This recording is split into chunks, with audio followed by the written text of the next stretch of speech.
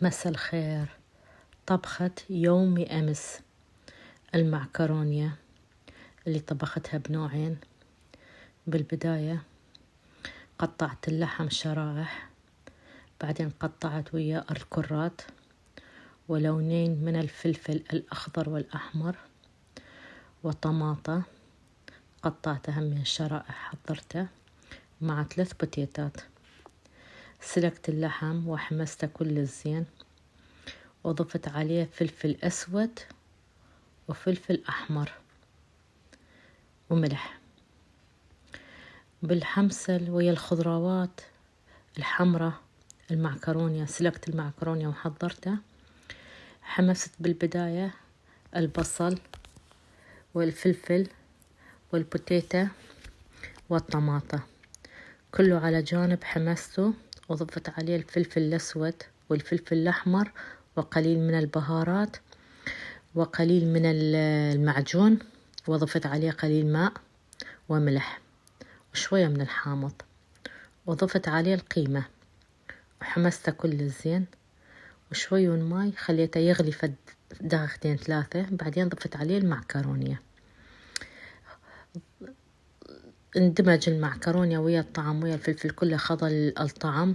افتح الطباخ تقريبا 5 دقائق على نار هادئة كلش، وبعدين قدمته بهاي الطريقة وطلعت كلش طيبة وحلوة. والبيضة همين سلقت المعكرونية وضفت بس على المعكرونية ملح، لازم المعكرونية يمتص شوية من الملح يكون طعمه أطيب.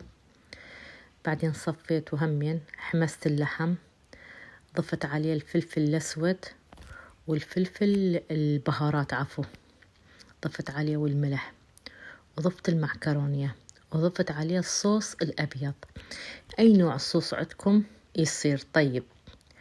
وضفت عليه قليل من الماء وقليل من الملح، والدمج كله سوية الحمد لله. ومن قدمت اثنيناتهم ما شاء الله كان واحد أطيب من الآخر، وكل واحد له نكهته، واحدة بالخضار واللحم، واحدة بس بالمعكرونية واللحم. والطريقة هاي كل مرة كنت أسوي ناعم أثرم ناعم أضيف عليه كرفس، هالمرة لا، سويتها بهاي الطريقة وطلعت كلش طيبة وأتمنى تعجبكم. والفيديو كنت أطبخ على اللايف الصراحة، والفيديو كلش طويل كان 1:70 دقيقة. خسرت الفيديو، قصيته ورتبته وحضرته، و3 دقائق و40 دقيقة شغلته عسرع، هو كان 6 دقائق، سويته 3 دقائق و40 دقيقة على موديلات من لون من عنده. واتمنى تتمتعون وياه وتشوفون كل التفاصيل بالطبخ، إذا نسيت شي مبين بالطبخ. واتمنى يعجبكم، ولا تنسونا باللايك والتعليقات الحلوة والمشاركات، وممنونة من عندكم. ربي يحفظكم ويحفظ الجميع يا رب.